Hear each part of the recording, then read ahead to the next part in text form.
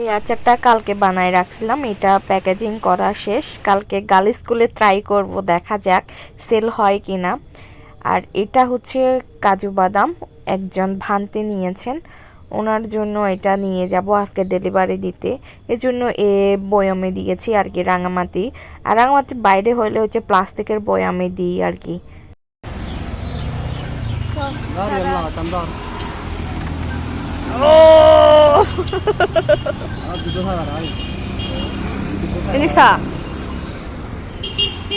এই আমার বড় লোকসো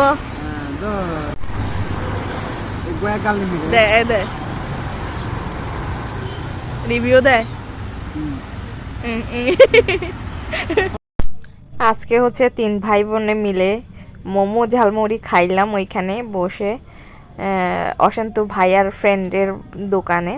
তারপর আমি আবার বাদাম ডেলিভারি দিয়েছি, এরপর বাসায় চলে আসছি। এই তো সারা দিনটা এভাবেই কাটলো।